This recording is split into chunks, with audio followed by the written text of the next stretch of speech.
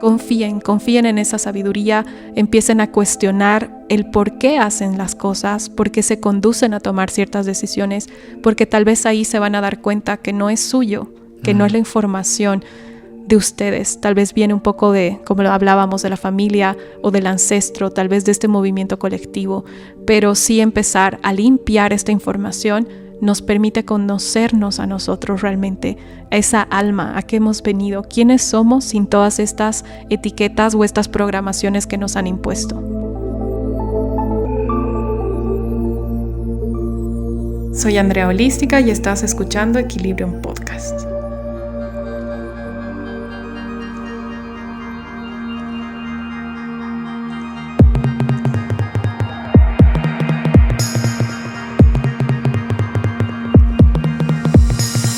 Hola, ¿qué tal amigos y amigas que escuchan Equilibrium Podcast? Mi nombre es Luis Muñoz y mi trabajo es conversar con personas valientes, emprendedores, ultra creativos, deportistas de alto nivel y maestros espirituales para que ustedes puedan inspirarse, relajarse y abrir la mente. Si es que es su primera vez acá, Equilibrium es un podcast que les ayudará a encontrar respuestas, sentirse mejor, especialmente en bajones, e incluso sanar situaciones personales pendientes. Muchas conversaciones son completamente terapéuticas, en especial esta.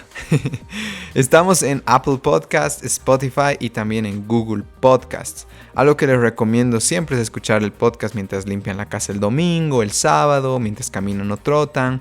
Tal vez están moviendo de un lado a otro en el auto, en el micro, en el trufi, en el taxi.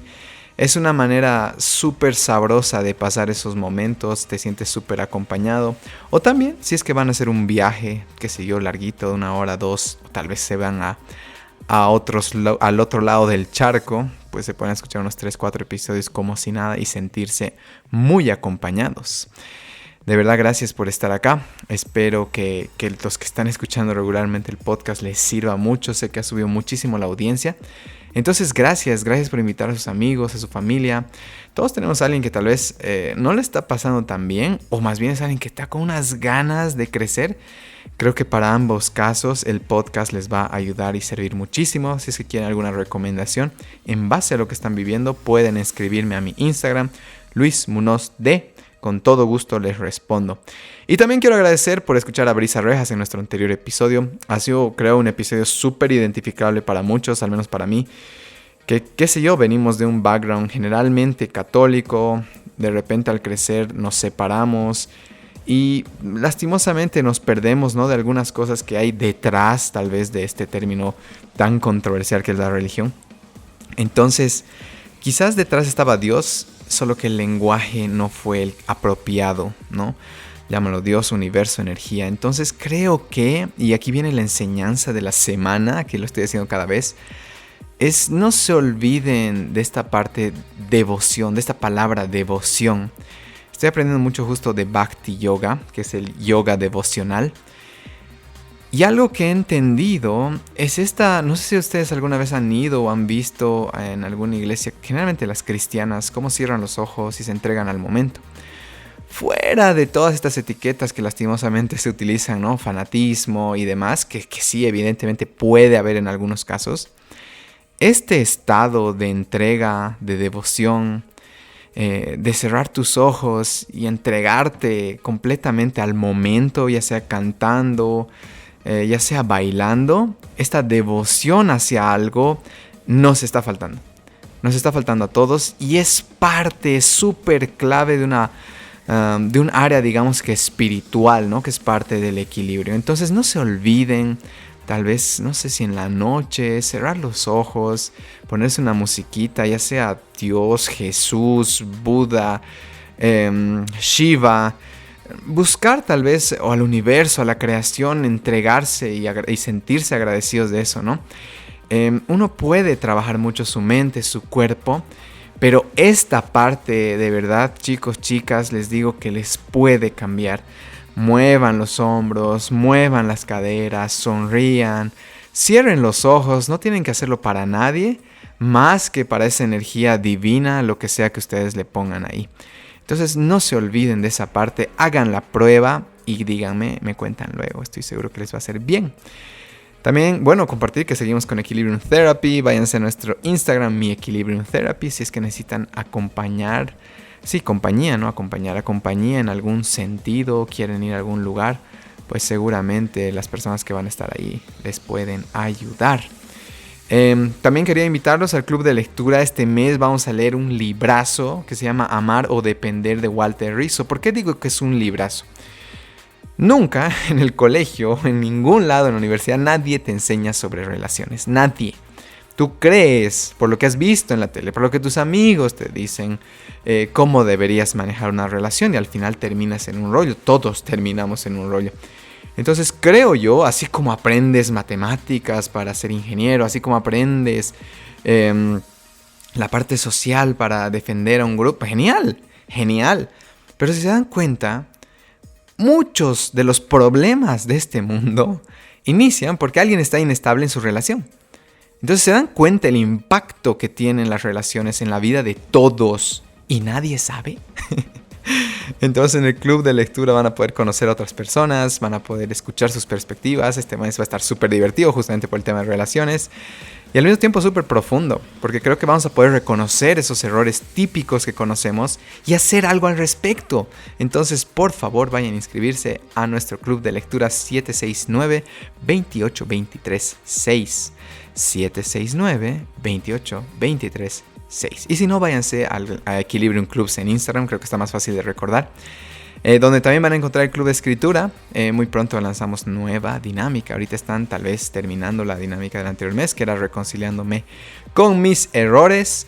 También los invito a practicar yoga conmigo. En Equilibrium Yoga tenemos clases virtuales, tenemos 7 u 8 horarios. Pronto vamos a crecer aún más. Entonces anímense a practicar yoga, anímense a fortalecer su cuerpo, su mente y su espíritu. El yoga es una práctica hermosa que está adaptada para todos. No se trata de ser fuerte o flexible. Donde sea que estés en este punto, la idea es amarte en ese punto. Y el yoga tiene esa aproximación súper amorosa. Entonces aprovechen que les ofrecemos esto, que tenemos el podcast, el club de lectura, el club de escritura. Y también vayan a hacerse alinear los chakras con Adri. Eso es hermosísimo y se los puedo asegurar que van a salir volando, flotando de ahí. Entonces todos nuestros proyectos están hechos para que, además de este podcast, que les ayuden a ese equilibrio, ¿no? Creo que todos podemos perder el balance de vez en cuando, qué sé yo, perdemos a alguien se va de nuestras vidas, qué sé yo, las oportunidades laborales, entran muchas cosas, ¿no? Que llegan al coaching conmigo al menos. Entonces tal vez podemos ayudarles. Tal vez estoy seguro que podemos ayudarles a avanzar. Entonces, una vez más, 769-2823-6. Tenemos un WhatsApp Business. Ni siquiera tienen que hablarle a Leito. Pueden ver nuestros catálogos, stalkearnos bien y ahí decir, wow, qué bien suena el club de lectura, ¿no? Miren, esta es la reunión número 41, si no me equivoco. O sea, tenemos una experiencia tremenda en dirigir estas reuniones espectacular. Y les puedo asegurar que hay personas que han venido 20 libros, han venido 20 y tantos o 15 libros, 10 libros. Entonces anímense a leer con nosotros, les va a hacer muchísimo bien. Ahora tenemos membresías. Mi querida, amada hermana ha creado unos paquetes espectaculares para que ustedes puedan inscribirse. Club de lectura, club de escritura, lectura y yoga. Todas las combinaciones que quieran. Entonces, dense una vuelta. Bueno, pues presentaré a mi invitada de hoy, Andrea Torrico. Andrea Holística en Instagram, es ingeniera ambiental de profesión. Sin embargo, actualmente se dedica de tiempo completo a hacer terapias con Theta Healing. Una mujer sencilla que encontró su vocación en el servicio. Miren, esto tal vez suene fuerte, pero para mí Andrea es una de las mejores sanadoras de Cochabamba. Ahorita es una de las mejores. Yo hice terapia con ella, me ha dado en un clavo que nadie me lo dio. Ese rato me he quebrado y necesitaba quebrarme, necesitaba esas lágrimas. Entonces es muy común pensar, no estoy loco, no necesito ir a terapia. Pero en terapia, justamente el terapeuta va a trabajar para darte en esos clavitos.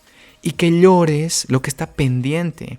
Llorar no es malo y eso es algo que siempre les digo. Prohibido disculparse por llorar. No prohibido llorar. Hay gente que está acostumbrada a perdón. Empieza a llorar, ¿perdón? ¿De qué? No, es como decirme, perdón, mi hígado está funcionando. O sea, es parte, ¿no?, de este sistema, es parte de este cuerpo, de un sistema emocional, físico, que nos permite desfogarnos. Entonces sí, me atrevo a decir que es una de las mejores sanadoras de Cochabamba.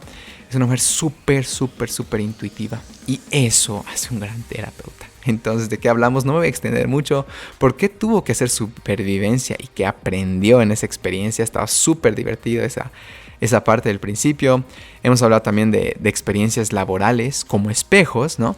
De repente, ¿por qué estás odiando a tu jefe? Quizás te está mostrando algo que no has trabajado.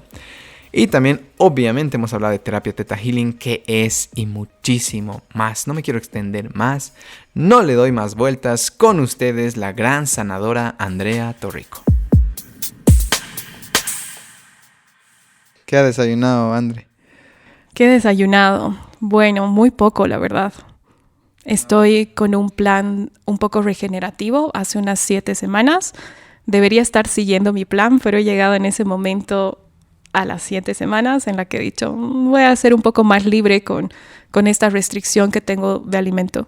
Entonces he desayunado granola, avena, leche de semillas y un poco de fruta. Así que básicamente eso es. No debería haber desayunado eso. El plan original era que desayune legumbres con hojas verdes y huevo. Sí. ¿De qué consta y dónde has encontrado este plan regenerativo? En realidad lo ubiqué por una amiga. Tengo una amiga que su hermano fue el primero en empezar a hacer este tipo de dieta regenerativa, que habla un poco desde el ortomolecular también, la regeneración ortomolecular. Y ella me lo recomendó porque ella estaba saliendo de una enfermedad y me dijo, me está sentando bastante bien. Entonces yo también, después de esta cuarentena, empecé a darme cuenta que mi alimentación no era algo que lo hacía de forma consciente. Y me empezó a mostrar en mi cuerpo. Entonces dije, creo que es momento de hacerme responsable también de mi cuerpo. Y empecé a conectar con esta chica. Me encantó mucho lo que realmente representaba estas 10 semanas, un poco detox, pero desde este punto de vista en el que yo sentí que estaba alimentando mi cuerpo. Entonces no se me hizo tan complicado liberarme de algunas cosas, pero ha llegado, como te digo, la 7ª semana que he dicho, no voy a sentir tanta resistencia y voy a empezar a también percibir qué es lo que quiero desayunar. Entonces, hoy básicamente fue eso. Wow, oye, a pesar de eso, se escucha muy bien tu desayuno. Sí, la verdad. O sea, notas ahí la mermelada, un desastre, comiendo pancakes con full miel. Pero bueno. Estaría yo también queriendo comer eso, la verdad. Voy a hacer. Algo que quería que me ha resonado con lo que has dicho, justo estoy escuchando un podcast nuevo y habla de cómo nosotros, por ejemplo, el alimento como trámite. ¿Por qué lo haces como un trámite? Dice, tengo hambre, el fin es estar saciado, ¿no? Deja de hacerlo como trámite, sino verlo como una herramienta, ¿no? O sea, te das cuenta que todo lo que te metes al final va o a defenderte o a destruirte o a atacarte. Entonces vas a vivir en defensa o en ataque, ¿no? Entonces me ha hecho pensar así como, wow. O sea, sí trato, ¿no? En la medida de lo posible cuidarme, pero también la mayoría del tiempo, especialmente creo en Cochabamba, es como que al placer y no ver que en realidad, y esto me ha encantado lo que ha dicho el tipo, ha dicho, es como tu cuerpo es un terreno, ¿no? Entonces, si el terreno está bien cuidado, no va a ser fértil para estas semillas, llamarlas enfermedades o lo que sea, ¿no?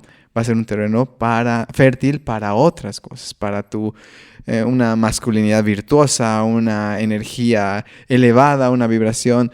Y he dicho, wow, ¿cómo nadie te dijo eso, no? Nadie te lo dijo. Y cuando te lo ponen así, por más de que ni siquiera estés en el mundo espiritual, dices, pucha, sí. Tiene bastante sentido, ¿no? Ajá. Y lo otro que me ha encantado que ha dicho igual, deja de ducharte como un trámite para estar limpio, te dice el tipo. El agua es sagrada.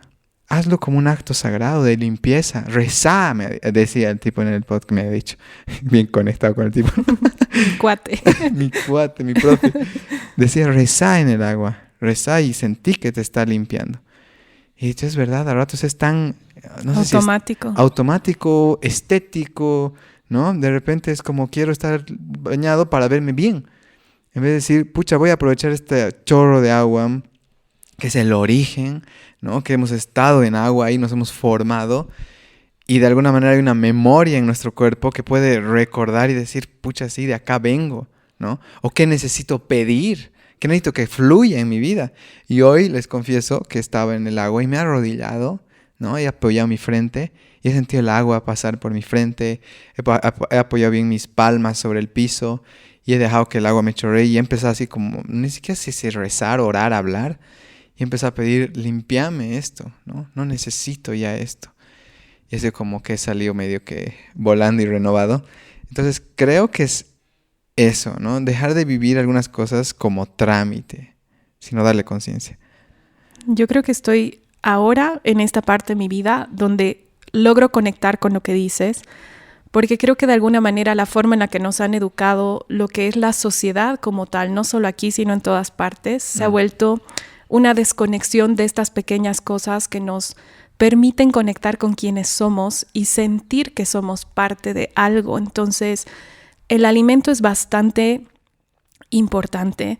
Yo un poco desde la perspectiva del Theta Healing y fui aprendiendo que parte de estos alimentos vienen de lo que es el primero, el segundo plano de existencia y entender que nosotros también somos parte de estos planos, habitamos en todos estos planos y estos alimentos también nos brindan lo que es una parte de nuestra propia sanación porque nos están permitiendo estar y existir, o sea, son el motor que nos brindan, pero obviamente nos han enseñado, como dices tú, que es más fácil el tener que comer.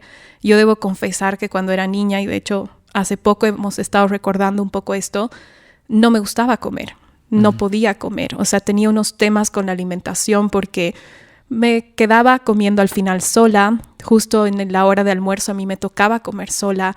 Entonces seguramente venía toda esta connotación de no querer alimentarme. Solía buscar bastantes excusas para no comer. Me dolía el estómago, que seguramente en algún momento fue real, pero de ahí ya era una excusa esto constante. Esto me funciona, nadie me va a exigir el comer. Entonces creo que es el darnos cuenta, porque de ahí de alguna manera igual me conduje a la otra polaridad, al comer sin saber por qué estoy comiendo o por qué me estoy alimentando. Y ahora sí empiezo un poco a ver el alimento de esta forma y como te digo, para mí la cuarentena fue el darme cuenta que yo, habiendo tenido una alimentación vegetariana durante 15 años, no había logrado ser completamente consciente o responsable de mi alimentación. Entonces no me estaba alimentando, estaba comiendo y evitando comer carne simplemente porque eso sentía yo o creía yo que me estaba haciendo bien. Pero eso obviamente, era suficiente, digamos. Exacto, que eso era suficiente. Entonces, el poder ver este tema de alimento nuevamente desde otra forma, porque esta chica que es Andrea Lupo me decía, tienes que volver a conectar con lo que el alimento significa para ti y tú hacerte responsable de cocinarte. Una vez que estés cocinando, terminado de cocinar, realmente darle el agradecimiento a ese alimento porque te va a permitir adquirir ciertos nutrientes que tu cuerpo requiere para estar vivo. Entonces, a veces nos olvidamos de esas cosas y realmente el tema de la ducha creo que es sumamente, yo digo placentero. A mí me encanta ducharme. Muchas veces me han dicho, ay, es que tardas mucho tiempo en la ducha, que el agua. Obviamente también toda esta creencia que tenemos a nivel familiar o de cultura de carencia también, porque de ahí eso nos está manifestando. Y obviamente yo después terminé estudiando ingeniería ambiental, entonces no, pues ni una gota extra. Pero hoy que ya salgo un poco de esta rutina porque mi vida ha cambiado, ya tengo otro tipo u otro estilo de vida, ya me permito hacer lo mismo que tú. Entro en la ducha, no me permito, no sé si entrar rápidamente para ducharme, pero me gusta agradecer al agua.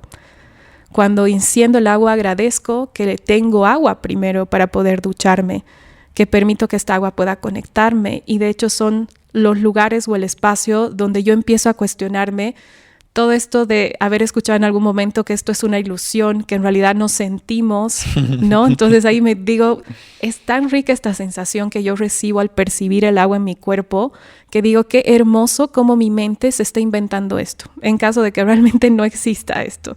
Entonces digo, qué increíble cómo funciona. Qué buen invento. Qué buen invento, exacto. Súper, André, gracias. Algo más que comparto de mi ducha que hace la diferencia ahora es que hay una serie de Gwyneth Paltrow, por si acaso en Netflix, está re buena, ¿ya? Hacen hongos, hacen lo que significa, digamos, no sé cómo decirlo, lo que es la mujer hoy en día, el placer en la mujer, y es como que utilizan a las mismas chicas que trabajan en su GUP, se llama, y las llevan por ejemplo, y aquí viene lo que quiero decir, las llevan con el Iceman, Wim Hoffman, no sé si lo conoces. Y el Iceman, claro, les hace la terapia del frío. Y pucha, yo no sabía la historia del Iceman, es durísima, no sé si sabes. No sé la historia completa, pero también a partir de la cuarentena empecé a realizar las respiraciones, que son súper interesantes. Son súper interesantes, pero bueno, la historia del Iceman es muy dura. ¿Por qué el Iceman es el Iceman? Y es porque él tenía una esposa, él dice hermosa y demás, y estaban bien, y un día su esposa se tira del 9º piso. Y él dice, me quedo con mis hijos, me quedo perdido, ¿qué ha pasado? Y demás. Entonces, de repente yo encontré mi sanación en el frío. Y es como, wow, ¿no? Como tu mayor dolor, ¿no? Te está conduciendo a tu sanación si es que estás suficientemente consciente y abierto a recibirlo. Pero bueno, a lo del Iceman es obviamente su respiración, que yo empecé a hacer las... Y estoy moviendo mis manos por si acaso para la gente que esté escuchando en su auto. Y luego, obviamente, el Iceman te sugiere las duchas frías, ¿no? Entonces yo empiezo con la ducha tibia, pero al final, cada vez yo estoy llegando a más frío, tiempo. casi helada. Y lo lindo del frío es que te va a hacer conocer tus pulmones. Porque cuando empiezas a respirar en frío, realmente los estás utilizando. Porque cuando estás en tibio, está cómodo tu pulmón. Entonces sí lo recomiendo igual estas respiraciones en frío que me hacen mucho bien. Y yo creo que me activan igual cada mañana. Exactamente. Creo que de alguna manera a mí se me presentó. No conocía la historia, de hecho me sorprende bastante la historia. Pero el tema de poder aprender a respirar de forma consciente y sobre todo en la aplicación que tiene Wim Hoffman es expandir cada vez más el tiempo sin dejar de respirar, o sea, evitando el respirar. Uh-huh. Entonces, obviamente al principio se activa tu sentido de sobrevivencia y es como que, ¿cómo dejar de respirar? Y estás como que desesperado por volver a tomar aire. Pero ahí poco a poco empiezas a entender que realmente no pasa nada, que puedes ir más allá de ese miedo o sensación de sobrevivencia. Y creo que ahí va todo el tema también relacionado con el frío, porque esa es la idea. El poder demostrarle a tu cuerpo y a tu mente que no eres estas limitaciones, que a pesar de que hay el frío, tú puedes conducirte a dominar lo que eso está generando en ti. Exactamente. Y a través de esta tranquilidad y de esta respiración. Así que me parece... No, y estás ahí al 100%. O sea, cuando estás con el agua helada chorreándote, estás ahí al 100% y estás observando de nuevo los estados de tu mente y decir, ¿me voy a calmar o me voy a desesperar por salir? Y llegas en esos puntos donde ni siquiera sientes el frío a ratos. Hay esos espasmos donde no hay nada. Y estás ahí. Entonces sí, lo recomiendo. Bienvenida, Andrea, a Equilibrium Podcast. Muchísimas gracias, Luis. Digo, Inge. No, o ¿Qué, sea, qué intro, ¿no? es una parte de mi vida, pero no sé si soy solo Inge, pero bueno. Sí, te estoy molestando. Es que sé que vamos a ir un poquito por ahí justo y quería molestarte por ahí. Perdón. No, también forma parte de mí, así que... Sí, no, colegas, ingenieros, yo también ingeniero civil. Exacto. Tal vez hubiéramos trabajado juntos. Imagínate. Pero ahora estamos trabajando juntos, Claro. tratando de hacer el bien al mundo. Me ¿no? parece. Elevando conciencia, ¿o no? Entonces, Exacto. gracias por estar acá. No, pues a ustedes por invitarme y sobre todo por tú haber querido conocer lo que era el Theta Healing. Así que de ahí ha nacido una conexión entre los dos y creo que aquí estamos justamente por eso. Sí, ¿no? Y yo le digo siempre a la gente, y te debe estar llegando gente por todo lado porque es como, yo te digo, la Andre, no sé qué celular está vibrando. Creo que es el mío. Ah, ya. Disculpen. No hay problema. No hay problema, es lo lindo del podcast. Y sí, ¿no? Yo realmente estoy muy agradecido con lo que has hecho en mí y lo que sigues haciendo y creo que tienes una habilidad innata, ¿no? Y realmente agradezco que estés acá. Es un podcast completamente sanador, no me cabe duda. Y bueno, voy a empezar por algo muy profundo. Me han dicho por ahí que eres súper volada y despistada. Me han hecho creer y lo he creído, así que vamos a hablar un poco de eso. No, yo quiero que me cuentes esto. me dicen, no, es que nosotros temíamos por su vida en su actividad de supervivencia. O sea, debemos tratar de convencerla de que no lo haga porque sabíamos cómo era ella. No iba a sobrevivir y bueno, aquí sobrevivió. Entonces, sé que en ingeniería ambiental tienen esta materia, supongo que se llama supervivencia. Y a ver, contanos. A ver, bueno, primero partir por la idea de que ahora yo entiendo cómo funciona un poco este tema de las etiquetas. Y como por eso te decía, ¿no? En algún momento me lo hicieron creer y realmente yo me lo he creído y he vivido mi vida de esa forma, ¿no? Siendo despistada. Entonces, un poco ahí de preámbulo. En ingeniería ambiental tenemos como una de las primeras materias, creo que es el primero o el segundo trimestre en el que tenemos que tomar esta carrera de primeros auxilios o sobrevivencia, ¿no? Entonces, básicamente estos 6 meses de semestre nos conducen a enseñarnos técnicas de sobrevivencia, cómo acampar, cómo qué sé yo, cazar, hacer trampas. Wow. Sí. Te digo un poco de manera teórica, ¿no? Porque obviamente no logras entender todo lo que te están queriendo enseñar hasta que estás en ese momento que es tu examen final, que es básicamente ir 3 días a la selva. Te llevan en camión, o sea, partes con el SAR, es la gente del SAR la que estaba encargada de esta materia. Entonces, partes con ellos, desde el SAR te suben en camión, básicamente solo puedes llevar lo que traes puesto, armas grupos, digamos, entre personas afines, en las que por equipo puedes llevar periódico, puedes llevar, no me acuerdo cuántos metros de plástico, un equipo punzocortante para poder hacer uso. Si no me equivoco, también encendedores, era parte del material de equipo. Pero personalmente solo podías llevar 500 ml de agua. ¿Qué? Y una cajita de cigarros en la que tenías que colocar lo que tú querías, ¿no? O los cigarros efectivamente para estos 3 días, o lo que pueda entrar en forma de alimento dentro de esta cajita. Oh my God. Entonces, te suben en camión, te llevan hacia la parte de Tablas Monte y comienzas a descender y a caminar durante 3 días. La gente del SAR te acompaña, constantemente están con ustedes, o sea, con nosotros, pero obviamente ellos no intervienen en lo que tú tengas que hacer o decidir. Entonces, como que íbamos por metas, ¿no? El primer día llegas en esta parte de la cumbre, empezamos a bajar, a descender, a caminar varios kilómetros hasta llegar a lo que ellos ya habían establecido como la primera zona de campamento, ¿no? Entonces tú llegabas ahí, tenías que armar tu equipo, etcétera, ¿no? Entonces yo sé la preocupación que fue para mis amigas, porque me aseguro que te garantizo que alguna de las chicas de colegio fueron las que te pasaron el dato. O también mi familia, ¿no? La preocupación que para ellos significaba el que yo vaya sin nada, ¿no? O sea, a ver si sobrevivía. Entonces, creo yo que de alguna manera, en algunas circunstancias, esta sensación de que me vean débil o vulnerable o pobrecita, que despistada, que va a ser de su vida, creo que también me ha permitido potenciarme. Entonces, yo en esa experiencia en particular logré aprender, o por lo menos descubrí en mí, que mi mente era mucho más fuerte que otras personas alrededor mío. ¿Por qué? Porque yo notaba, sobre todo a la gente de mi equipo, que eran los chicos más fuertes, los que habíamos elegido además, ¿no? Con un sentido que sean parte del grupo. Me siento en los Juegos del Hambre. Sí.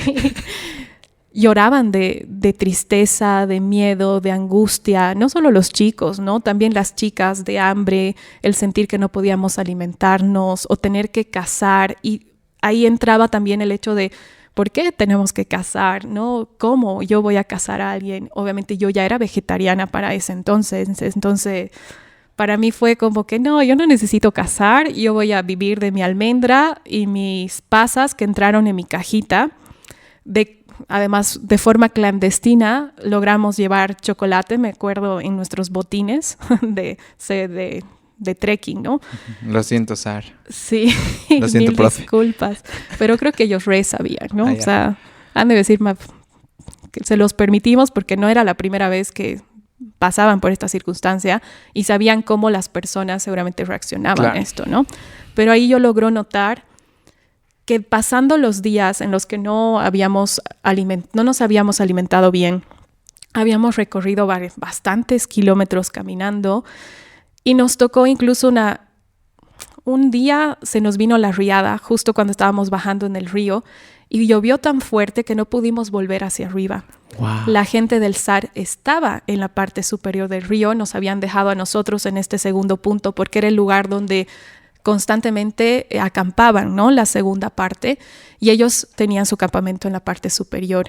Y fue un momento, creo, de bastante miedo, de bastante sensación de no saber qué es lo que iba a pasar, pero logramos encontrar un espacio entre todos los que estábamos ahí, en una pequeña roca que seguramente estaba un poco más en altura. Pasamos la noche totalmente despiertos, pendientes de todos, porque bajaba el río con bastante fuerza y obviamente alguien podría irse, ¿no? Entonces estábamos pendientes de las personas que estábamos lado a lado, ¿no? Pero después de esto, el día siguiente, cuando obviamente pasa esta tormenta, logramos subir de vuelta. La gente del SAR estaba desesperada, obviamente, por el miedo seguramente de no haber podido bajar. Claro. Lanzaban petardos, nosotros ni escuchamos los petardos, o sea, estábamos en otro lugar, ¿no? Entonces, llegamos ahí y realmente yo vi cómo las personas se desequilibraron completamente y realmente no sabían lo que les estaba sucediendo y todavía nos quedaba camino por ir, o sea, teníamos que seguir caminando. Y yo veía cómo las personas ya reaccionaban desde el enojo, desde la rabia, decían, no, es que ya no puedo más, esto no es posible, que nos quieren matar. Y yo les decía, o por lo menos yo me decía en la mente, yo estoy tranquila porque básicamente yo sé que mañana voy a estar en mi casa. O sea, esto va a pasar. Entonces ahí creo que me potenció un poco esta sensación de darme cuenta que aún no importa lo que esté sucediendo en el exterior, realmente importa cómo tú te estés manejando en esa situación. Y eso creo que es una de las cosas más importantes y que me dejó esta experiencia. Ahora me río, ¿no? Obviamente en ese momento sí nos generó bastante confusión y miedo de no saber qué es lo que iba a pasar. Y si te contara las cosas, o sea, la gente botaba las chamarras por el río porque ya no podíamos con el peso. O sea, era como que ya esto no importa. Tengo una amiga que dejó la chamarra de su papá de no sé cuántos euros. Era muy gracioso porque obviamente llegó y obviamente a su casa y no tengo tu chamarra, ¿no? No se me quita. Sí, no sobrevivió tu chamarra. Entonces, ha sido una experiencia muy interesante. Pero voy a volver un poco al tema del ser despistada. Y justo esta semana he estado analizando un poco esto porque tiendo a recaer en esto de ser despistada, ¿no? De leer algo de forma rápida, no prestarle bastante atención. Y estuve un poco analizando porque justamente este grupo de amigas me vuelve a decir, ay, otra vez, tú tan despistada, es que cómo no, hay que explicarle. Ay, jajaja, qué gracioso, ¿no? Entonces ahí empiezo a cuestionarme nuevamente y digo, ¿por qué tiendo a recaer en esto de ser despistada? Porque al final hay algo que me ha motivado en algún momento para que yo lo tome como parte de mi personalidad. Entonces ahí empiezo a darme cuenta que a veces el que la gente note que yo soy despistada me ha brindado dos cosas. La primera, atención. El que llamar la atención de esa forma, la despistada, ¿no? Qué chistosa esta niña despistada. Y la otra, un poco relacionado a, creo que más que todo el poder ver o que la gente perciba que soy esta persona tierna, ¿no? Porque la gente despistada tiende a dar esta sensación de no sabe dónde está ubicada, ¿no? O sea, mamita, la ayudaremos. Entonces creo que estas dos cosas en esta semana he logrado hacer consciente respecto a esto, ¿no? Ok. Algo que da una perspectiva más de esto de ser despistado es que también puede ser un lugar seguro. Exacto. ¿No? Que de repente, al crecer, estar despistado era más seguro que estar muy atento, ¿no? Y esto se repite una y otra vez en las entrevistas, en los coachings y demás, que sé que tú también lo sabes, y es como que las cualidades que a veces arrastramos también eran refugios. Tal vez ya no las necesitamos, ya puede salir el refugio, ya no está la tormenta. Pero hay como que no, mejor me quedo acá porque todavía me hace sentir segura. Pero ya, tal vez ya pasó la tormenta, ¿no? Y hay que dejar de responder al pasado, pero qué lindo que lo veas así igual y gracias por compartirlo. Sí, ¿no? Tus amigas y de hecho, en realidad, la persona que me hizo el contacto fue stalkeándote y es mi prima que se llama Grisel. Ah, la Grishu. Sí. Y es como que era la más preocupada. La vi en tantas fotos ¿no? Contigo y dije, no puedo creer que ya estábamos conectados hace tanto tiempo, porque la Gris la conozco toda mi vida. Y aquí era una persona a distancia y recién conectamos este año, digamos. Entonces, sí, ¿no? Lo ha dicho con mucho cariño y súper dispuesta a... Me ha dicho lo que sea, me dice nomás, digo. O sea que gracias, Gris. Seguro vas a escuchar esto. Gracias, Grisho. Además que debe tener 1000 anécdotas de aquí la Totita súper despistada en el colegio. Así que... Totita, te decía. Sí. Justo a la abuelita de mi... Bueno, de Landy, justo Totita le decía. Oh, qué bonito. Bueno, ya, voy a estar feliz de escuchar eso. Quería entrar luego en este tema contigo, André. ¿Cuáles son tus perspectivas del sistema educativo que tú has sido parte también? ¿En dónde estudias? Bueno, en varios lugares. Creo que ahí vamos también porque es interesante. Yo he pasado por 3 colegios. Ya. Inicialmente kinder, pre-kinder, como creo que la mayoría de las personas de mi generación. Estuvimos en el Conejito Blanco. Uh-huh. De ahí fue el Isaac Atié hasta 3º básico. Y tuve un cambio de colegio justamente por mi papá. Mi papá es una persona educada agustina, lasallista de primera instancia. Mi abuelito también lasallista. Mi hermano, nunca he estado en el mismo colegio con mi hermano, así que también es un poco interesante eso. Pero mi papá siempre fue muy matemático, muy racional. Y empezó a notar que yo, en 3º básico, era una niña bastante normal, pero no muy aplicada a las matemáticas. No tenía mucha facilidad con las matemáticas. Y obviamente mi papá, también ingeniero, seguramente empezó a cuestionarse por qué su hija no sabía multiplicar, ¿no? O no sabía multiplicar bien. Entonces, recuerdo que fue al colegio a hablar con la directora porque mi papá veía mis notas y decía, pucha, en matemáticas tiene 67, pero mi hija no sabe multiplicar. O sea, era una preocupación para él. Y recuerdo que la directora, o por lo menos lo que me contó mi papá respecto a esta experiencia, fue que le dijo, nosotros valoramos otras cosas de su hija. A mi papá, o sea, le rompió completamente todo, pero no de la forma tal vez correcta, ¿no? Mi papá agarró y dijo, no, es que yo no, o sea, mi hija no está aquí para que valoren lo buena persona que es. Mi hija está aquí para que realmente aprenda, o sea, tenga herramientas en la vida. Entonces, ahí empieza un poco mi búsqueda de otro colegio. Sé que mi mami, un poco por mi facilidad que yo tenía más hacia el arte, trató de que entre a Laredo. No pasé el examen musical, así que tuvieron que buscar otras opciones y terminé en La Salle. Termino en La Salle, entro en 4º básico. De hecho, entro ya fuera de todo tiempo por seguramente alguna recomendación de alguien conocido que logra que yo pueda entrar en destiempo, ¿no? Recuerdo haber dado incluso un examen en la oficina del director simplemente para verificar si mi nivel correspondía al curso al que iba a entrar y no me fue muy bien también en este examen, ¿no? Entonces el director, recuerdo que le dijo a mi madre, yo estaba presente, que si yo no lograba mejorar en los 3 primeros meses, obviamente tendría que buscar otra opción, ¿no? Para mí. Es que duro, ¿no? Que un niño tenga que estar viviendo todo eso, sentir todo eso. Claro, entonces, de alguna manera, ya yo estando en La Salle, logro adecuarme muy rápidamente y en el primer trimestre logro ser la 5ª mejor alumna, si no me equivoco, ¿no? Entonces fue una sorpresa, no solo para mi familia, sino seguramente también para el director, ¿no? El darse cuenta que tal vez a veces estos lugares donde presionan a la persona o están juzgando la capacidad de la persona, no siempre sale a relucir, ¿no? Y muchas personas en sí tenemos diferentes tipos de inteligencia y creo que eso también es válido. Y en cuanto al tema del sistema de educación, hay que ir adecuando esto también. Y también es válido el poder decir, esta persona, su mente no funciona de forma tan lógica como podría ser tal vez mi hermano, ¿no? Que tenía una mentalidad un poco más lógica y más parecida a la de mi papá.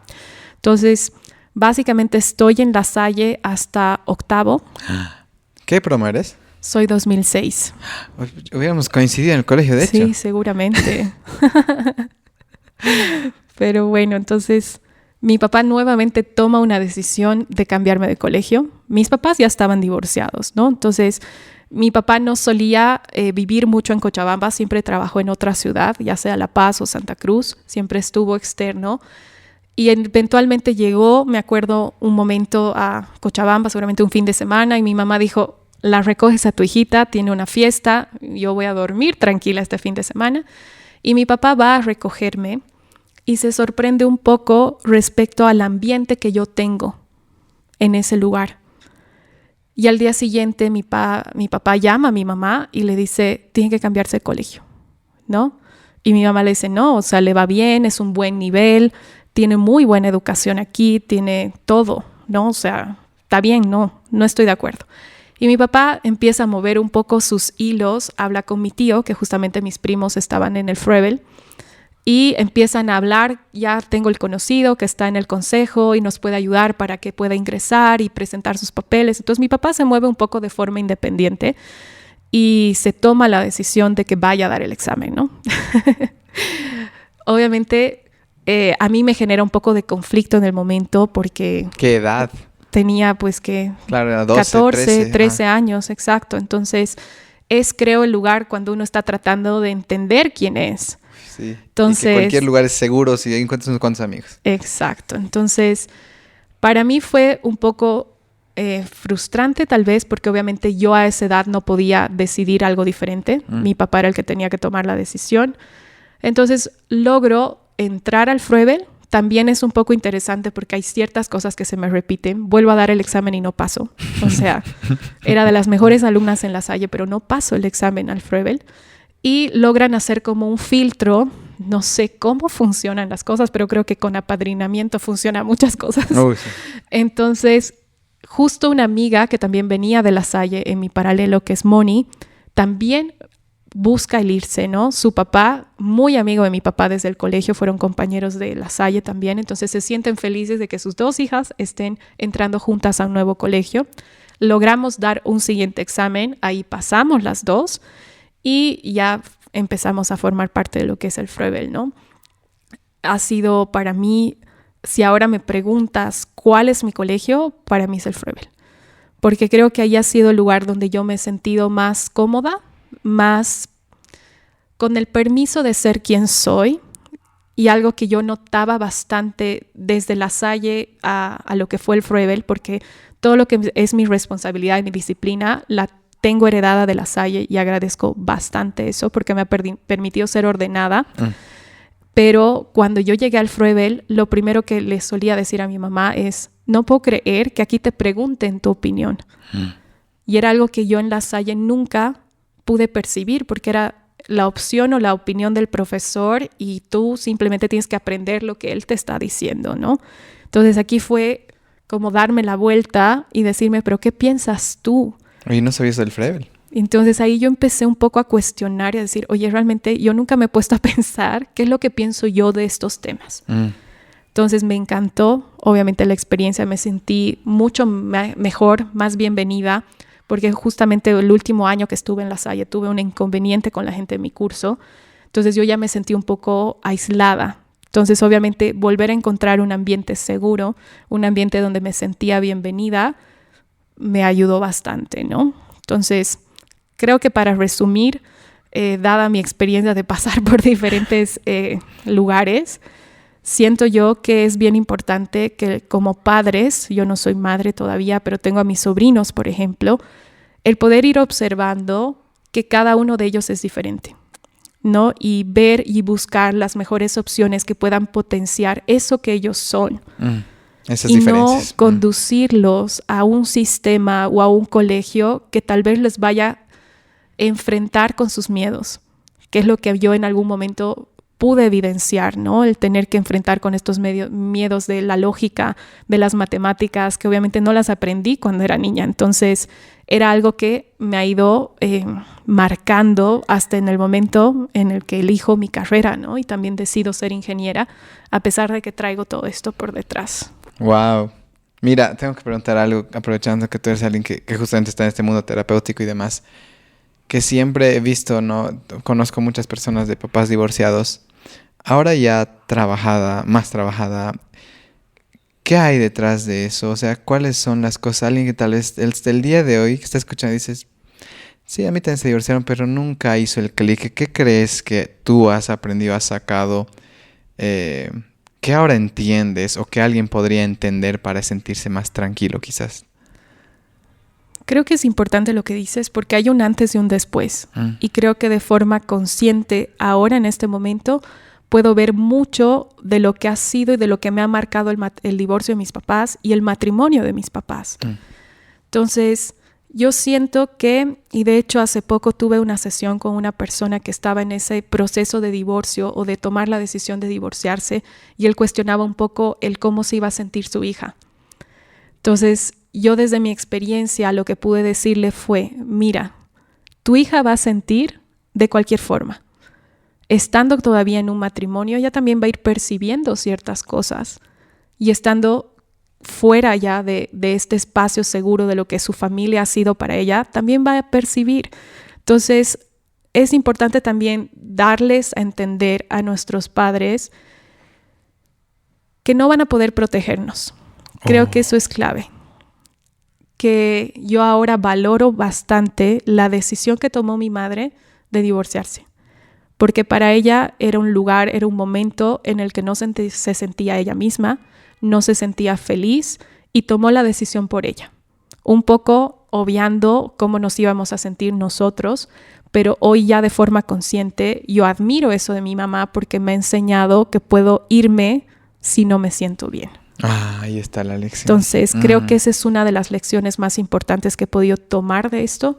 Y también darme cuenta que mis papás, cada uno se ha construido en su vida y se sienten bien estando no juntos, y que está bien, porque ya un poco desde esta parte o perspectiva espiritual puedo identificar que también son acuerdos de alma. Entonces, tuvo una razón de ser. Estas dos personas estuvieron juntas simplemente para darnos la vida y para brindarnos ese ambiente, esa educación que nosotros requeríamos como almas para seguramente vivir ciertas experiencias, pasar ciertos dolores, pero conducirnos a seguir creciendo, ¿no?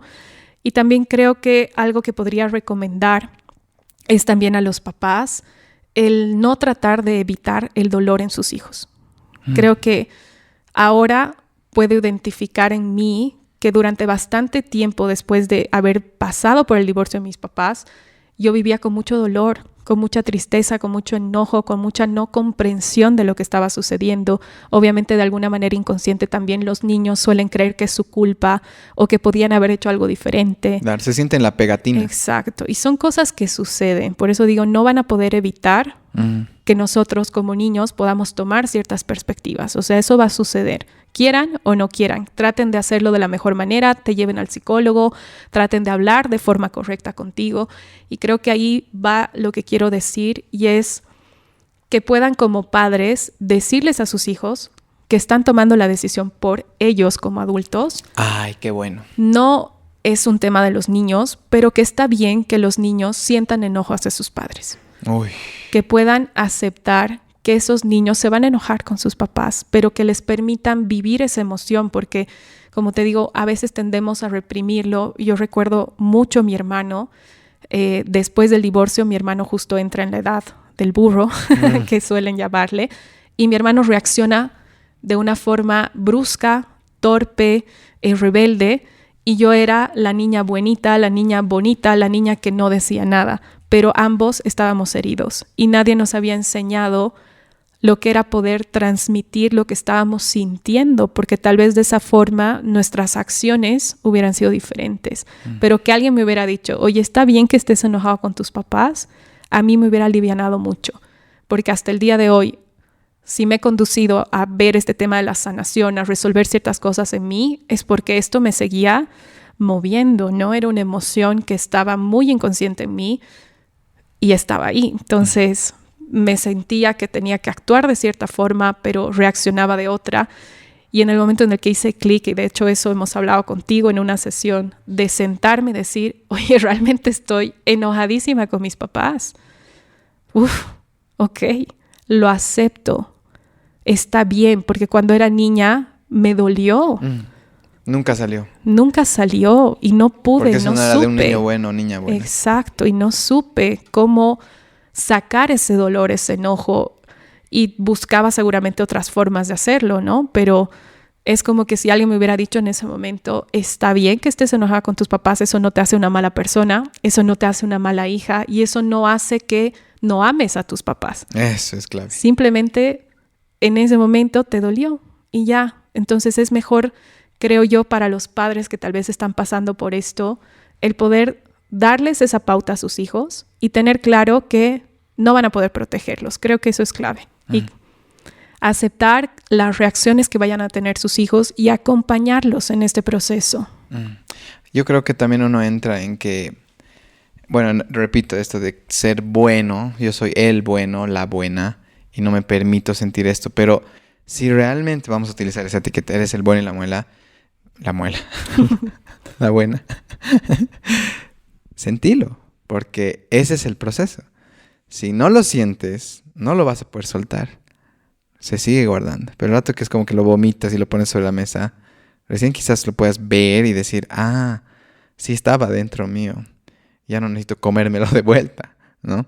Entonces creo que es algo que las personas de repente hemos etiquetado a las emociones buenas, malas, esto no sientas, esto sí sentí. En realidad, lo que sea que sientas, sentilo, porque si no, tarde o temprano, algo te lo va a detonar y vas a canalizar generalmente a través de nuestras parejas, ¿no? Porque se vuelven como que la segunda oportunidad de que no me pase lo que me pasó en casa, ¿no? Pero lastimosamente lo estás trasladando, ¿no? Lo estás mudando de tu casa a tu pareja.